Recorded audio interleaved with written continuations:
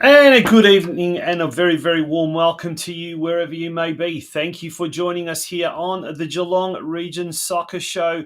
We really appreciate your company and thank you for being a part of tonight's show. Well, we've got a massive show lined up for you tonight, and we're hoping it's going to be fantastic for you all because there is a lot to get through. My name is Tonchi Prusak, and it's an absolute pleasure to be here with you tonight. It is episode 165 or episode 15 for season 2025. In fact, our seventh season altogether. And it wouldn't be possible without the absolute fantastic support of some of our wonderful sponsors, including our main sponsor this season, The Gordon, and also our main advertising sponsors, Curva Coaching, Just Turfing, Instant Turf. And tonight we also welcome back another one of our business advertising sponsors, Harcourts North Geelong. Folks, as I said, we've got a massive show lined up for you tonight. What have we got in store for you tonight? Well, on the weekend, there was a little bit of an unfortunate incident where one Barwon Soccer Club senior men's player had a rather freakish injury. Brasilio went down and wasn't able to feel his legs after copping a bump. Well, so it seems. And an ambulance was called. It arrived about 2.5 hours later. It could have been a lot worse than it was, but to find out how Aleo is and how what happened afterwards, we're going to be joined by the coach, the assistant coach, in fact, of the Barwon Soccer Club senior men's team, Gerard Whelan. Also last week, the St Joseph's College Geelong senior team took out the ACC, that's the Associated Catholic Colleges Senior Division 1 title when they defeated Mazenod College from Melbourne 4-0 in the grand final. We'll be joined by the St. Joey's technical director of football, Josip Zilic, a little bit later on in the show. So do stay tuned. Heaps to come through, including our news desk, of course, which is straight after this ad break by our major sponsor, The Gordon, and also our jingle, the news desk. So we'll be back very, very shortly.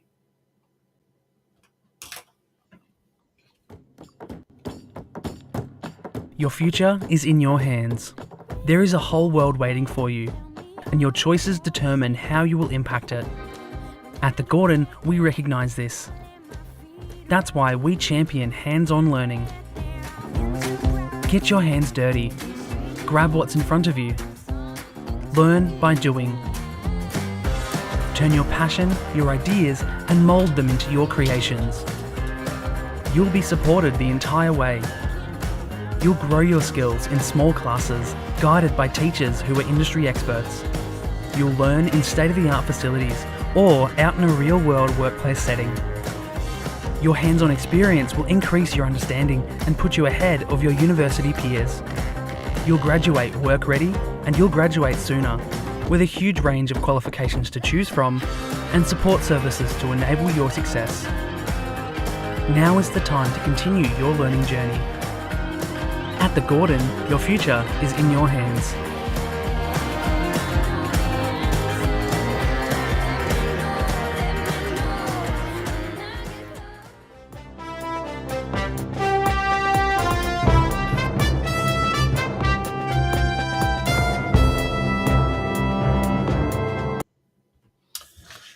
We're back at the news desk. Folks, is it glitching from your end? Do pop it in the comments section. I seem to be having some sort of problem from my end, but I'm not sure if it's indicative from elsewhere. But we'll continue nonetheless, and let's talk about this week's results, or this weekend's results. We'll start off with the Victorian Premier League 2, the men's competition. In round 20 action, North Geelong Warriors came up against Altona City at Alco Park, and came away with a very, very important 4-2 win to maintain top spot on the competition standings. Lockie McGrath, Sonny Bremer, George Ellis, and a second-half goal by Angus Chapman clinched the points for the Warriors. The Warriors now have opened up a 2-point gap over Eltham Redbacks and a further 1 point over Brunswick Juventus, who does have a game in hand, but they've got a slightly inferior goal difference to the Warriors. But Every point is important at this stage of proceedings with about 6 games to go in the VPL2 division. At the other end of the competition standings, Geelong was defeated by Box Hill United 1-2 at Stead Park on Saturday night. And Shusuke Kirihara, the new Japanese import player, he scored on debut for Geelong, but it wasn't enough as the Lions went down. It's quite dangerous now for the Lions. They are now in third last position with Whittlesea United, Boroondara Eagles, and Pascoe Vale at the bottom. 3 points just separate those 4 teams. Very, very crucial that Geelong starts winning some games in the next few weeks. Turning our attention quickly to the Victorian Premier League women's competition on the weekend, and yesterday up at Myers Reserve, Geelong Galaxy unfortunately ended up losing 3-0. Not a good result for Galaxy. Focusing on this weekend's games, we've got in the Victorian Premier League 2 men's competition, round 21, both the Geelong teams are away. Now, this is an absolute corker of a game. Top of the table clash, North Geelong Warriors taking on Eltham Redbacks, who were positioned in second spot. And that game at Eltham North Reserve this Saturday night at 5 p.m. Do or die. Really, really is important. Should the Eltham Redbacks win, they will overtake the Warriors. Should the Warriors win, they'll open up a 5-point gap over Eltham Redbacks. If they both draw, well, you know what? Brunswick Juventus then in third spot has that opportunity to jump over both of those into top spot. An important game, this one, for the Warriors. Just as important as the game for the Warriors is this game for Geelong Soccer Club. They're currently in 11th position. They've got a tough one coming up against Essendon Royals, who are in 5th position at Cross Keys Reserve this Saturday night. A must-win game because I think Boroondara Eagles taking on the bottom spot, Pascoe Vale, and Boroondara have been in very, very good form of late. In VPLW competition, round 15 sees Geelong Galaxy travel to top side Avondale, and Avondale FC has not dropped a point all season. Very tough game at Avenger Park, 3 p.m. kickoff there for Geelong Galaxy. Let's turn our attention now to the State League competition.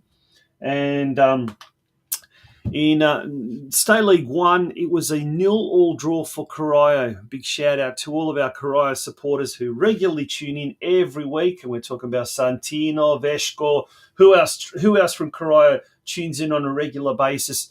Pop that down in the comments section, the chat section, so we know exactly who we've got coming, who we've always got on the show tuning in. But 0-0 draw against lowly Brimbank Stallions, not the result we wanted, unfortunately. And moving on to State League 2, a great result by Geelong Rangers. Nick Cosdra goal in the second half allowed the Rangers to take all 3 points against bottom side Dallas City. A crucial win that was. Surf Coast travelled to to Ballarat for State League 3 action. It was round 13 against the Sebastopol Vikings. Christian Mann scoring for the second consecutive week, and Anthony Thomas also scoring 2-0 win to Surf Coast over the Vikings, and maintains their 6-point gap over third placed over the third place team in State League 3. On to State 4. Deakin Ducks lost to Barnstone Worth United 2-1 despite Sam White scoring giving the Ducks an early lead. Lara United did Bell Park a massive favour when they held the league leaders, Westside Strikers, to 2-2. Tristan McGrath and Woomjock Jock scoring for Lara. And that meant that Bell Park are now like 3 points behind. They're in 4th position, but they've got a game in hand against Melbourne City and a very winnable game at hand. So Bell Park, should they win that game in hand against Melbourne City, they will jump to top spot. Now, Barwon came up against Melbourne City. That is, in fact, 2-2. That should be 2-2, not 1-0. And this game was abandoned, with about 15 or so minutes to go, maybe less. And we'll find out the reasons behind all of that a little bit later on when we speak to our special guest tonight, the Barwon assistant coach, Gerard Whelan. and he'll give us the lowdown on that. That was a 2-2 scoreline before the game was abandoned late in that match.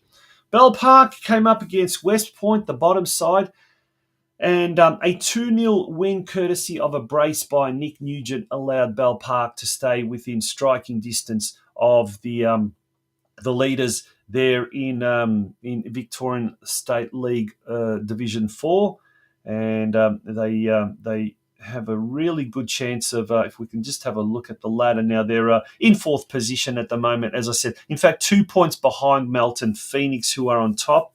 Balmoral, who have also jumped into second spot. Westside Strikers now in third spot with 29 points. But Bell Park, they're on 28 points and they've got a game in hand.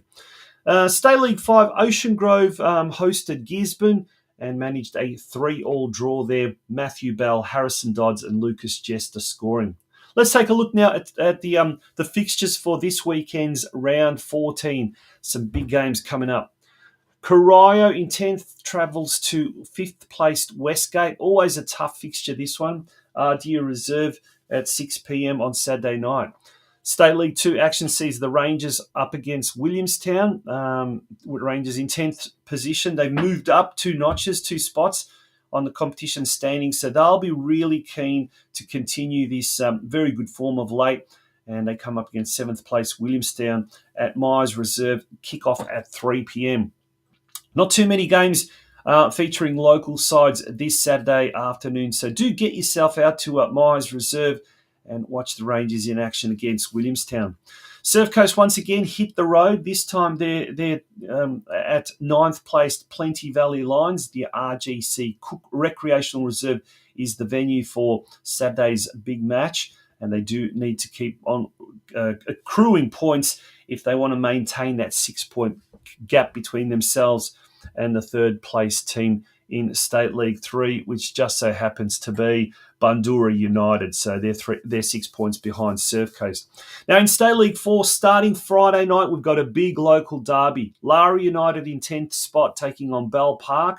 Must-win game for Bell Park. And Lara United, if they want to steer clear of that relegation zone, they will need to start collecting points, and especially at home. This is a big game, 8:30 p.m. this Friday night at Lara Recreation Reserve. Rug up, get yourself down there. Should be an absolute fantastic game, and I'm tipping this is going to attract a big, big crowd. One of the other Saturday games, which features a local side here in Geelong, is Deakin Ducks, and they'll be taking on Balmoral FC. Tough game, 8th versus 2nd at the Warm Ponds campus of Deakin University. Kickoff there is 3 p.m. Point Cook hosts Barwon at Saltwater Reserve. It's 6th versus 9th, and Barwon also need points to get away from the relegation zone. And last but not least, in State League 5, West Ocean Grove, which are currently in 3rd position, they take on ETA Buffalo Club at the Delahaye Reserve. Now, in Women's State League competition, there were no games played this weekend because of the mid-season break, but all the action resumes next weekend, and we will see North Geelong Warriors currently in 5th, taking on 2nd place Clifton Hill at Quarries Park on Sunday, kicking off at 3 p.m. Rightio, folks, we're going to take a time out from our news desk, and after this, we're going to return with the first of our guests for tonight, the assistant coach of the Barwon Soccer Club senior men's team, Gerard Whelan. He'll be joining us after this break. Folks, don't go away. You're tuning in to the Geelong Region Soccer Show. Just Turfing Instant Turf is a local family-owned and operated company which guarantees top-quality products and service. Whether you need turf for a small front garden or a large landscaping project, Just Turfing Instant Turf are the turf installer experts you can trust. They supply and install for most major landscapers in Melbourne and Geelong, with a wide range of premium instant turf and a full suite of turf care products. Chloe and the team at Just Turfing are sure to have all your turf needs covered. Their Melbourne, Geelong and Victorian regional distribution means they can supply your area with fresh cut turf installed the same day, hassle-free. Turf options that are available include Eureka Kikuyu, Santa Ana, Tiff Tuff, Sir Walter Buffalo and Sir Grange. For more information, contact either Chloe on 0431 571 558 or Josh on 0457 174 111. Welcome back to the Geelong Region Soccer Show. Well, on the weekend in the Men's State League 4 competition, the game between Barwon Soccer Club and Melbourne City, it was one of those things that happens that you don't like to see happen. Was the game was stopped and eventually called off due to a player injury, and unfortunately, that player was Barwon's Aleo Brasilio, who went down late in the game and had some back issues, and there was all sorts of concerns for the player involved. But there was lots of drama later on afterwards as well, as the game was halted and the players, the coaches, the spectators all waited for an ambulance to arrive. Exactly what happened and the latest on how Aleo Brasilio has pulled up after that. We're joined by the Barwon Soccer Club's men's assistant coach, Jared Whelan. Jared, welcome to the Geelong Region Soccer Show. Pleasure to have you. Thanks, Tonchi. It's always good to speak to you, and you do a good job for the region, and we all appreciate that. Well, happy to be here. Thanks very much, but I guess not on the right circumstances, so to speak. We always love having all of our clubs on board, but there was a rather unfortunate incident that happened in the men's seniors game between Barwon and Melbourne City late in the game, when the game was actually called off at 2-2. Tell us what happened there. Look, it's just a passage of play as the game's evolving. We've played the ball forward down the left-hand side, and our player Aleo Basilio, he was able to take the ball, and he tried to spin his defender to get in behind him, and in doing that, he's twisted his back, and there was ever slight contact. The defender's trying to win the ball, obviously, so there was no malice and no foul, no bad tackle or anything like that. And from the footage that I've seen, and it looks like as Aleo's turned, his explanation to me when I went onto the ground was his studs got caught in the ground, and he wasn't able to freely turn. So I'm thinking maybe that's where his back went into a bit of spasm, and then when the defender quite legally and rightfully is entitled to challenge for the ball. Yep. There's been a coming together of the players. As I said, no foul, nothing untoward. And that may have in some way contributed to Aleo back going into spasm, which rendered him unable to continue the game.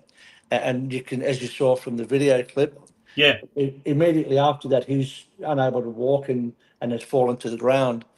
The play continued for a little while. Obviously, the referee nothing he did wrong, and as the play is allowed to continue, and until we can assess what's happened to the player. Eventually, the play was stopped and called us onto the park to go and assess Aleo, see how he was. And it wasn't until I got there to see him, and he was in quite a lot of discomfort, clearly to see. And as I said, he was telling me when we were asking him what's happened, he said he can't, his back was locked. He said he had no feeling or movement in his left leg. And that's always a concern. That's when you start to think, could it be a spinal injury? Could it be whatever? Even though we saw that footage there, and I might even play that footage again, you can actually see that there was actually, it's very harmless at the end of the day. There's a bit of a collision there, bit of an impact, but then he's gone down, and I guess and he was more of a better closer up version, the zoom version. He spun around, bit of a knock there, nothing untoward, and then bang. Yeah, and that's, in football, there is contact, and there is inadvertent contact, which the defender 100% within his rights to compete and contest for the ball. He's trying to do his job. Aleo, as the attacker, he's trying to spin in behind and take the defender out of the game. And unfortunately, when they've collided, as I said, that may have contributed to Aleo's back going into spasm, and he's been unable to continue the game. Now, more concerning was what happened afterwards. So the game's been abandoned. It's been stopped. It's been abandoned. You got onto the phone straight away to the ambulance immediately afterwards. And Yeah, there were some positives and negatives that eventually happened. But tell us about, yeah, what happened with then the situation with the ambulances yeah. Look, I know it was 7 o'clock when I phoned the ambulance, on a and Saturday night. Yeah. yeah, so I called triple. I had my phone with me, and the reason I had my phone, ordinarily people, coaches wouldn't have their phones, but I had that because I was doing the video recording, so I had that to ensure that the camera was going. Yeah, so I was able to. Thankfully, that I had that with me at the time, and when he told me he couldn't move his leg and his back was sore and he couldn't move, I had concerns. Yeah, he could be seriously injured, so I rang the ambulance straight away. Um, Unfortunately, well, I've spoken to the operator who go through a series of like pro forma questions, Yeah. which sometimes, and I'm just being honest here. This is just my opinion. It's very frustrating. You're trying to convey as succinctly and accurately to the operator what's happened, and they go through a long list of pro forma questions, and like one in particular, is there internal bleeding? I'm like, mate, I've just told you what's happened. I've described the incident, how I saw it, and what I've been told from Maleo. So yeah, long story short, then he says to me I was talking to Aleo, conveying to him, look, I'm on the phone to the ambulance. You're going to be okay. Just trying to reassure him. Has he And gone into shock, or has he started to sort of start to feel kind of that initial shock? yeah, I think he was. I believe he was, and the reason I say that, you could just see he was on the ground and he was sort of clearly in discomfort and sort of had not shaking badly, but you could just see he's in a lot of pain. And whether he's gone into shock, I'm just assuming that, and that's why I thought, well, I just need to reassure him. We're looking after him. We're doing what we can to get medical help for him, and as luck would have it, at the time there was a doctor who plays for us. He was at the game watching, and there's also a gastrosurgeon whose son, Will Walker, plays with us in the senior team. So they were both at the match. Mm. And when I came over to tell them, to tell Dale, I'm calling the ambulance, this is what's happened, they both came on and offered their assistance and their help as medical professionals, which was really fortunate for us that we had people there with a lot more medical expertise and knowledge than I have. I've obviously got basic first aid Yeah. understanding, but not to the extent of an injury with someone's back, or as you say, it could be a spinal injury. Who knows what the diagnosis is?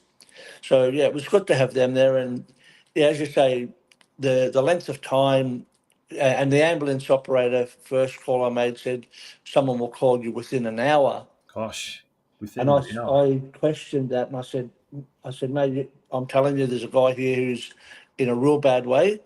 I don't know the full extent of his injuries, but so you're telling me that no one's going to be here for an hour? Or he said, no, someone will call you back within an hour, and then the ambulance hasn't been dispatched, so don't tell the patient that. And I started to think that's not great. Cold night, he's lying on the ground, cold, wet ground. And I'm thinking for him, like, let's just get him warm. Let's just try and comfort him.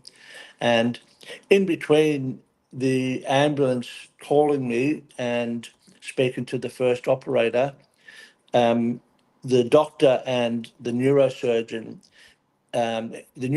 actually rang ahead to the Geelong hospital Hmm. to pre-warn them and give them an update as to what's happened, just to advise them that there would be someone coming in to be treated. So that was very fortunate and good of Tim to do that, just to put them in the picture. But yeah, they made a decision based on their medical expertise and their knowledge and understanding of what's happened. They decided to what they call log roll him onto the stretcher to take him off the ground, to get him off the wet, cold Yep. ground. Yep. So we then did that, took him into the clubhouse, and they shut the doors, put the fire on, and just to try and comfort Aleo and keep him warm. And I think it was about nearly maybe 2.5 hours in total from the start to the finish when the ambos were actually able to turn out. And then yeah, they came, treated him, and took him off to hospital. Um, My Now, can you understanding, imagine? Sorry to cut you there, Jared, but yeah, imagine, and this is something that happens, week in, week out. There's always injuries. There's always, sometimes there could be neck injuries, could be back injuries, could be just you don't know. So you're obviously you're told to keep the player there on the ground, and in the middle of winter, it's freezing cold. They go into shock. There's all these things that can happen, and luckily, you had two doctors present, but many times a lot of clubs don't even have probably designated first aiders, particularly the smaller clubs. And how many times I've seen even in junior soccer, there is no stretcher there because, ground officials usually say, "Oh, we won't need it. It'll be okay. They're only yeah, kids or this." But and I think the point of the story is you always need to be ready because in this day and age, and we're not going to have a go at the health system, we're not going to have a go at anything. We're simply just going to say, clubs, you need to be prepared for the absolute worst case scenario and have contingencies in place. And I guess that's the moral of the story to come out of this, isn't it? of course, of course. And like you say, you haven't got a crystal ball to look into, and I guess it's a good point that you make where, and it's not a criticism of anyone, but can we, and I say we as a generalised term, speaking on behalf of Barwon in particular, but can we be prepared? Can we have a contingency in place? Plan for the worst, hope for the best. Yeah, And you sort of probably ticked a box there thinking, and I know like through the job that I did prior to retirement, if you're dealing with victims or someone's injured, sometimes you just reassurance of people that they're going to be okay, that you're getting medical attention for them. And that's, I know Aleo quite often he'd put his hand out and say, thank you, really yeah, humble and appreciative and grateful, not just to me, but to the doctors and to everyone else who came and offered their assistance. And even in the clubhouse, and, whilst he was waiting for the ambulance, he's just, unfortunately for him, lying on the stretcher, he wasn't able to get up. He was asking, I can have something to eat. And, you've got to tell him you can just have water. And I think one of the doctors, and he had a couple of Panadol in his pocket. He said, lucky you had them." He said, "Mate, I always carry them. Just you never know when you're going to need something like that." there So you go. Yeah, there you yeah, go. Exactly gave him a that. couple of Panadol with some water, and obviously telling him, "Mate, you can only have some water. So let's just wait and see what the doctors say, and then you'll be assessed, and then we'll take it from there." Yeah. Now, like, Hi, I'm Joe Gergich, And I'm Helena Fentella. and welcome to our family here at Harcourts.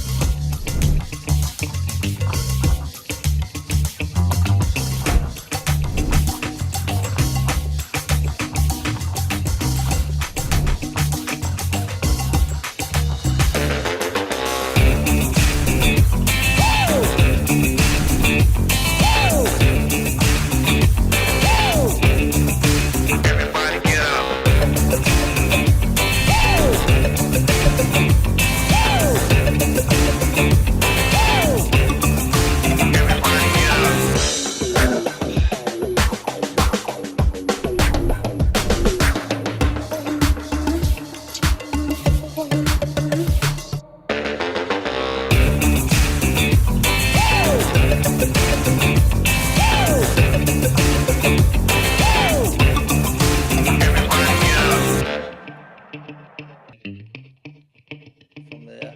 yeah. But Now, yeah, late on Saturday night, Dale Harris, the coach, Bowen there, he put up a post. Actually, it was on the Geelong Region Soccer News Facebook page, the Saturday oh, yeah. scoreboard. So thank you for him doing this. And he gave a bit of a notice as to what had happened. And he actually says, well, I'd like to thank Dr. Walker, Dr. Mayovell, and yourself, obviously, Jerry, for taking special care of LA. But he also said a big thank you to the Melbourne City coach, Pablo, and the Melbourne City Football Club. And I think it's almost like a done and dusted. When something like this happens, the last thing you want anyone to happen is to get injured. And it Of really course. is a credit to, I guess, the other club, in this case, Melbourne City, for everything that they went out, and to Pablo, the coach there as well. But as we said, it's just so important to be prepared. And one thing that we were talking off air is, like, one thing that you're going to suggest to your club is to have those extra blankets, those thermal blankets, because Yeah, you just don't know. And I mean, even kids sitting, if it's a cold night, and their kids or young ladies or young boys sitting on the bench and they're absolutely freezing. And you know, I know my little kid, he's 13-year-old, he's skinny as a stick, and when it's a cold weather, he turns blue. And Yeah, just having thermal blankets or something like that for the kids in anyway, you know, a small investment can be such a big thing. that's right. I agree wholeheartedly. And yeah, moving forward, I guess from Barwon's point of view, that's something that I guess we'll discuss. And it's not a criticism of Barwon, but I Mm. don't know if we do actually have any things like that. So it may be something that we can invest in for the future. And Yeah. the old adage, better to have it and not need it. Yeah, absolutely. And if any other club is watching this and thinking, geez, who knows, you know, this could happen to us. Here's an opportunity to revisit what you have as far as first aid kit. Do you Yeah, have of course. Panadols? Do you have thermal blankets? Do you have any of those kind of things that you may or may not need? What's your stretcher like? Is your stretcher in good condition? So all of those things and contingency plans. Who's your designated first aid person? Is there a doctor in the club? Like this is a good time to maybe do a stock take. It's the end of the financial year. Yeah. We do financial stock take, but now's the time to do a stock take. And you know, how many doctors in the club, you know, as parents or players and what you're not, and to have them on call or to have them on notice, you know, whether it's the women's fixture, senior men's fixture, all of those things. So, yeah, like it's, how is, by the way, how is Aleo? What's the Yeah, latest on him? I spoke to actually had communication with Dale this morning, and he is actually staying with Dale at the moment, which is good of Dale and his wife to offer that to him. And when he came home from the hospital, his prognosis was it was just really severe back spasms. Mm-hmm. So, as far as I'm aware, there's no long lasting or long term serious injury, but severe spasms, and he's on heavy sedated on painkillers. Yep. Um, when he came home, he had to walk with the aid of a stick. So he Yep. wasn't able to walk properly at this point in Yep. time. How long that's going to take to heal and recover, I'm not sure. It's just a matter of, it's just a waiting game, I guess, to see the medication kicks in, does its thing, and it may be a week, 2 weeks of just rest and easing back into it, as opposed to going straight back out training. Yeah. I would be very, very surprised if he were even able to train this week, and that's unfortunate for him because he just wants to play. And I remember an example of Aleo and what he's about. The week before, he got a hamstring injury. It was a I went on to treat him and used the spray, and he said, "Oh, no." I said to Dale, "Is indicating he needs to come off." Yep. And he said, "No, no, no substitute, no substitute. I play, I play." Yeah. And I said, "Mate, you can't even run. You can't play." I said, "For 10 or 15 minutes of playing, you might be injured for 4 weeks after this." Yeah. And he said to me, "I link up. I take the ball. I link up. Other people get involved. I can Mm. hold up and link up." Yeah. That's indicative of him and how he is wanting to play and Yeah. wanting to do his bit Yeah. for Barwon. Yeah. But we spoke to him after and said, "Your health and safety is more important than anything, mate. Barwon will still be here, but let's just make sure your health and safety is paramount." Yeah. And as you said before, Tonsi, you don't know such an innocuous football contact. You Yeah. just don't know. And he actually said to me his studs got caught in the ground as he tried to turn Yeah. and roll the defender. That may have been the catalyst for his back going into spasm as he's turning. Oh, that didn't feel good. Yeah. Something like that, you could bend down to get something out the cupboard, twist your back the wrong way. Yeah, yeah, exactly right. It's a freakish injury, and we saw, like I said, we saw the clips, and there was absolutely nothing No, of untoward. course, But 100%. look, we talked about positives, and we mentioned that there were two doctors on hand. We mentioned that you Yeah, had a phone in your pocket where normally you wouldn't have it.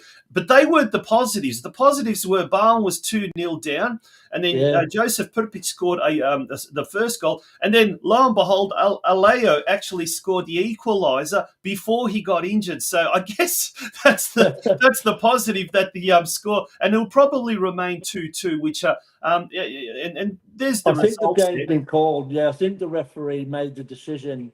Um, I'm only going on the VO, as I said, the time Yeah, that I saw on the VO compared with the time when the goal was recorded on the FFE site.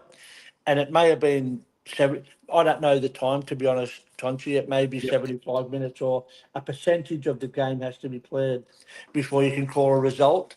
So, yeah, like at the end of the day, 2-2, the positive is we were 2-0 down. We came back to 2 each.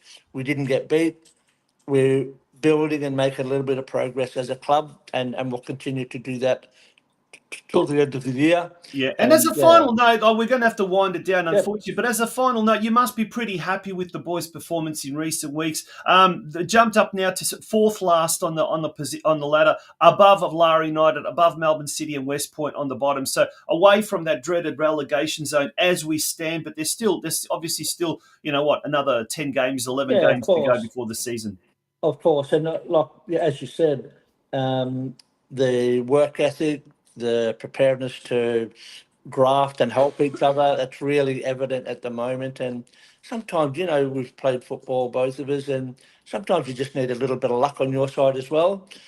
And who knows where the final table will see us. But at the end of the day, Aleo's not fit and healthy, I shouldn't say, but Yep. he's in a better position than when we first thought, which is a positive, and we wish him all the best. And I just want to say, in finishing, the sportsmanship and the Melbourne City players, they were actually speaking to him in his native tongue in Argentinian, Yep. and they were, he was smiling and laughing and acknowledging.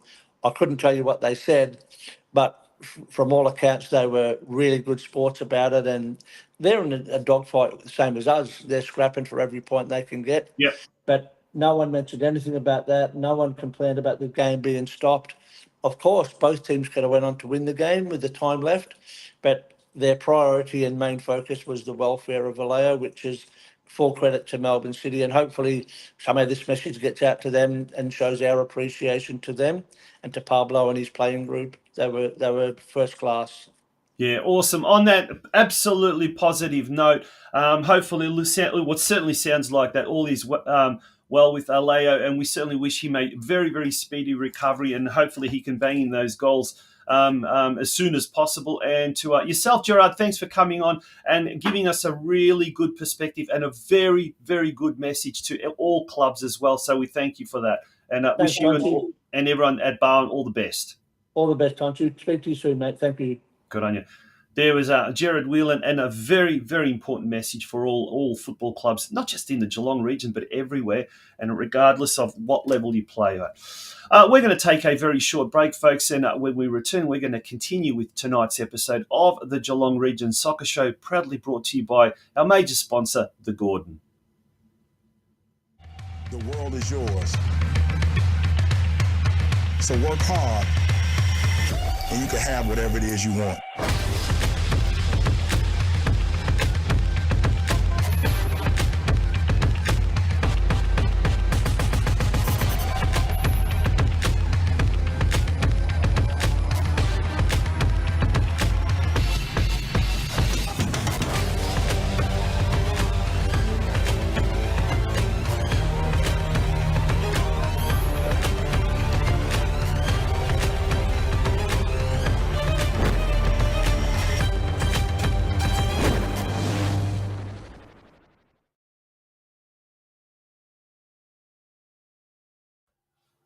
And welcome back to the Geelong Region Soccer Show.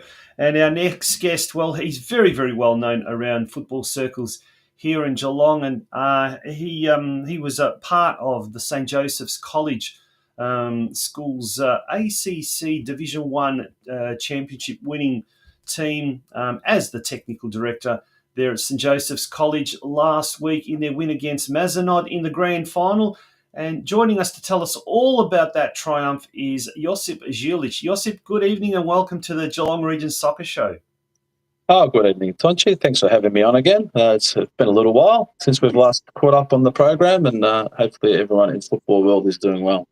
Yeah, absolutely. Yeah, it is a return of sorts, and we always love having you on the show. But mate, I think the last time we actually spoke to you, it was about St Joseph's College and the triumph that they were having last year. That same cohort now has moved into the senior team and a senior school, I guess. And they last week won the Division 1 grand final, apparently 12 years in the making. Tell us a bit more about that, mate.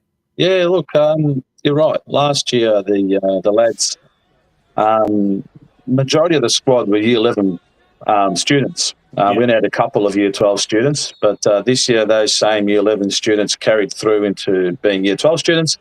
We topped them up with some other Year 11s from last year's Year 10 squad.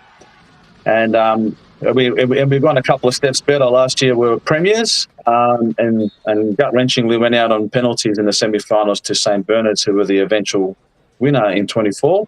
Mm-hmm. But this year, the guys were just unbelievable all year long. To go through the season with 45 goals, only conceded 11 in 5 goals or more. In 5 goals, we scored 5 goals or more. In 5 games, sorry, we scored 5 goals or more. I'll spit that out eventually.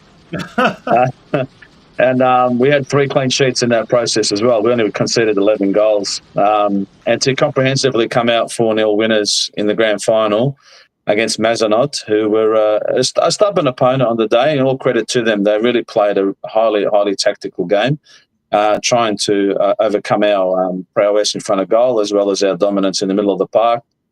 But the guys held firm and with a 4-0 win in the grand final, which was fantastic. And as you said, a 12-year journey in the making. Since the last time the college had achieved the Division 1 title was 2013. What's really important to note about this cohort is this cohort, when they were in Year 9, they won the ACC Div 1. When they were in Year 10, they won the ACC Div 1. And now as seniors, won the ACC Div 1. So credit to them, especially the players, because with that sort of mindset and attitude towards the game and the school, the actions were the result, and the actions came out in a grand final win. Yeah, now we can see the post-match presentation happening there. This was all done at David Barrows Stadium, home of Bulleen Lions, actually. Yeah. Mate, a lot of these kids play NPL football, so there's a lot of football that happens with these kids, and some of them are very, very talented, playing at clubs across the region and in Melbourne as well. But let's just to put this into perspective. A lot of the schools in Melbourne, they really, really take these seriously, don't they? They have kids playing from Melbourne Victory, Melbourne City, Western United, and what you're not. But they take it really, really seriously, and they invest a lot in their coaching. The facilities are unbelievable in some cases. So for a little school, so to speak, from Geelong to do so well like this, it's quite an incredible story. Yeah, it is. And it needs to be taken into that sort of context, Tonch. I've been in the game around the region for a long time now, and coached and been technical director at that NPL level as well. For the entire season, you feel like you're in an NPL mini season of sorts. Mm-hmm. You come across some coaches like. I come across an old mate of mine who was also once technical director at North Geelong, Igor Serbanovsky. Oh, and yes. He's the lead coach at St. Bernard's, right? Yep. So we're dealing with the coach UEFA, AFC A licensed, and some of the other personnel like Vaughan Coveney and others that are involved in the ACC Championship. You're dealing with high caliber coaches who are trying to get the best out of the players and teach them a way of football that maybe they're not doing at their clubland. In clubland, coaches and clubs have their own prerogative, and credit to them because some of those clubs are doing fantastically well. But look, we approached this season in the mindset of the first question was, what do you want to achieve, lads? Look, it's in your hands. If you want to treat this as a come together and a social aspect and have a bit of fun with the PE sort of aspect, it can be taken that way. But to their credit, all 22 players that are involved in the larger squad, they all said, no, we want to take this seriously, Zilla. We want to get the most out of ourselves and try and achieve a great result for themselves and the school. And that's exactly how we went about it. We treated it professionally. Everyone responded accordingly into that mindset. Whether they played 1 minute, 0 minutes, or all minutes, every single person involved bought into the entire program. Mm-hmm. And having someone like Tom Trupkovic by my side to lead these young men, because he's the school football lead, and I take care of the actual tactical leads. Everyone just bought in. Everyone was on the same page. The most heartwarming aspect about this, out of everything, is that not one player, not one person involved come to me and said, I've played, marginal minutes or 0 minutes. Yep. When are you going to play me? Everyone just accepts. The results is what the team, the cohort selected. So the results is what we fought for and we got. So it's a real kind of collective on the park, off the park, and it really embodied the college's motto, the college's mantra, I guess. But how was the preparation? So was there extra training during lunchtime, after school, or was that left to the clubs to coach the kids and train the kids? How did they come about? As a unit. So what was the methodology in approaching the actual ACC competition?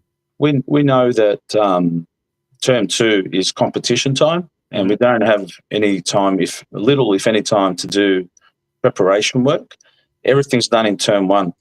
So in term 1, we come together. We have training sessions once a week as a collective, and through that, we identify the style of game we want to play. And was that done during school or after school? During school, yeah. So instead of them doing PE, they'll do their session with Tom and I. Yep. And that's where we identify our strengths, where we want the ball to be played, how we want it to be played, who are our key players for certain aspects of the game, set pieces, from corners and free kicks, and the responsible people to be there, and also working on our penalty takers. So we approach it just as we would in the season. Who are the key players in our side, and we build around that, and that style of play formed from there. People look at our statistics and go, "Gee, you scored a swag of goals," but I can tell you that the first 2 or 3 weeks we just spent nailing the defensive aspects, having some strong candidates in that area, led by the skipper Paddy Heffernan. When you've got someone like that who's on the fringe of being taken seriously as a senior player at North Geelong, you know that if he's there leading from that line up, from there upwards up the park, it's going to be taken in that way, where players are aspirational, ambitious, and have that commitment and desire to work as one, with a lot of respect. And a lot of those attributes we lean off the LFC International Academy, which is linked with the college, and Tom and I work in that space as well.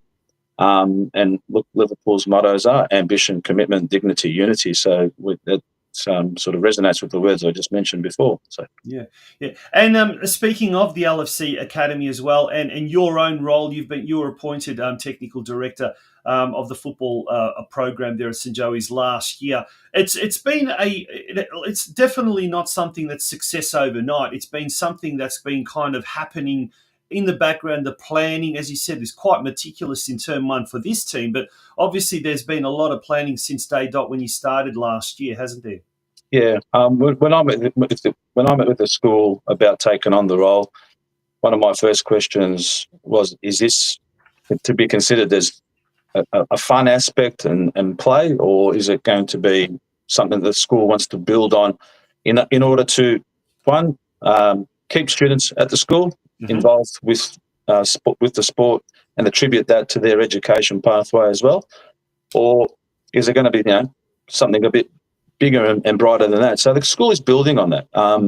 At the moment, with year 9, 10 and seniors involved in ACC competitions, and that's a fantastic platform. I know that the school is negotiating its way through introducing year 7 and 8 into a local Geelong-based competition with Geelong-based colleges. Right. So it's now starting to, some of the feedback we provide, Tom and I provide the school in terms of the program, is taken on board and being taken seriously. The other aspect is the equipment and facilities. There's been a great deal of investment in that area. Anyone driving past Zampatti Oval will see that the goals are set up there now. Yep. Full-size goals. So thanks to Lockie Doak, the head of performance there in PE, through his advocacy, the school's been able to agree to get that. And we use Zampatti Oval, which is a fantastic surface to train and play on. Nice big flat deck. And we can move the goals around how we see fit, because they're on wheels, and it just helps with ground maintenance and to the college maintenance staff. Thank you to them, because they've been supportive of this from day dot too. And that was going to be my next question, the level of support from the college itself. Now, we know St. Joseph's College is well renowned as an AFL producing school institution, very, very famous in that regard. It's obviously got such a history, rich history. But obviously, with the introduction of the Liverpool Football Academy, your role as a junior technical director or as such, and the emphasis it seems to be putting on the squads and the performance side of things, seems to me that the college is really starting to support soccer, football in a major way, and that's great to see. Is that a fair assumption, would you say? Yeah, you're right on the money there, Tunch. The school, like I said, 2 years ago, we kicked off conversation about where we want to take this.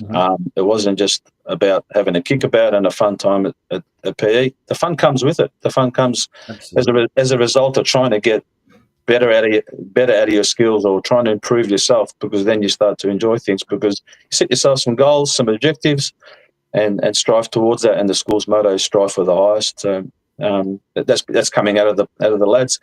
Yeah, in the year 10 results, people can look at that and go, well, they look a bit like a mixed bag, but they could say that about last year too. And those same year 11 players, those previous year 10 players who were the 11 players this year, were significant contributors to our scores and our results. I mean, people like Carl Leban scoring 9 goals in that process of the school season is testament to that.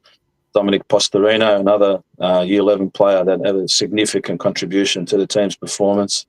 So it's not just about the Year 12 players. The Year 11 players come in and they learn from the previous year what's expected and the way we want to play. People can say we use that as a bit of a testing ground. I'm telling you 100% we use it as a testing ground so we can work out what's going to happen in the senior year. Wow, fantastic. That is absolutely fantastic to hear and to see what is happening there. It's unbelievable. Now, you mentioned Tom Trupkovic, a former president at North Geelong Warriors, as was the case with you, that he was your right hand man. But what about some of the other teachers and staff, I guess, there at St. Joseph's? Who are some of the ones that really supported the soccer program at St. Joey's this year?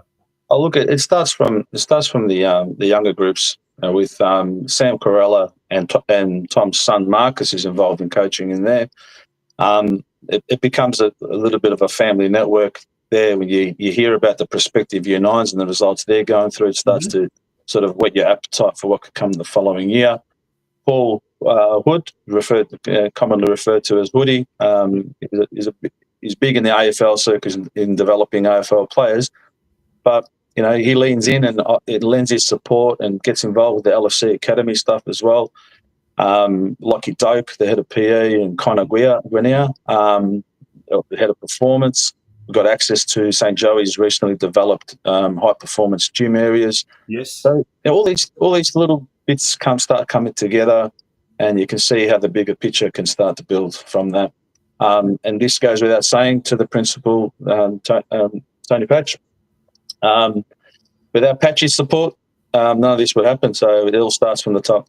Yeah, it does indeed, absolutely. Well, the proof is in certainly the pudding as far as the level of support right from the top all the way to throughout down to the coaching ranks, and certainly the players themselves, the students themselves. They not only have embodied all those values, but they've certainly translated that into high performance on the park. So once again, congratulations to you and to everyone there involved at St. Joseph's College. It's the Associated Catholic Colleges, and to take first place in the Division 1 Seniors competition after 12 years is no mean feat. So once again, congratulations, Josip. Thanks, Tonchi, and we're looking forward to our invitation from the All Schools competition later in the year, and hopefully we can repeat some more success. Well, that would be good. We look forward to hearing about that. Good on you. Thank you. Josip Zilic, he's the technical director of the football program. And when I say football, the soccer program at St. Joseph's College there in Newtown. Fantastic stuff coming out of that school. We'll be back after this very short break to pretty much wind up tonight's episode of the Geelong Region Soccer Show.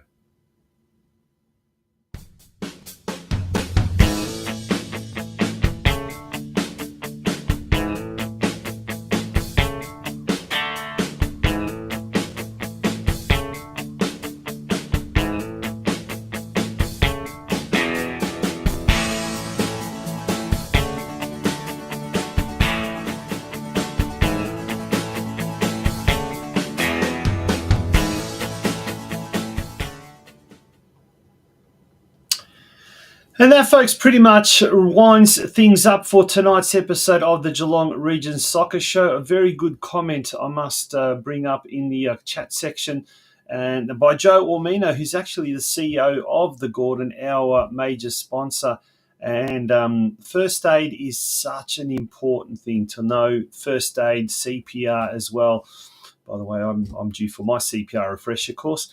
But everyone should, anyone who's a parent, anyone who's a coach, a sports administrator, official, player, regardless, you just don't know when you're going to need it. So the Gordon does offer short courses in first aid and CPR refreshers as well. So make sure to give them a buzz, get in touch with them, and I'm sure there's quite a fair few different courses and course dates as well.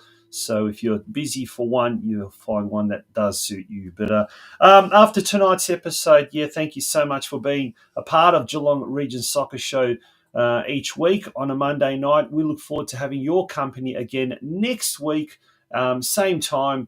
And in the meantime, do stay abreast of what is going on by tuning into our social media platforms on Instagram, Twitter, LinkedIn, Facebook, pretty much everything. Until next week, folks, good night. And once again, thank you for being a part of the Geelong Region Soccer Show. Bye-bye.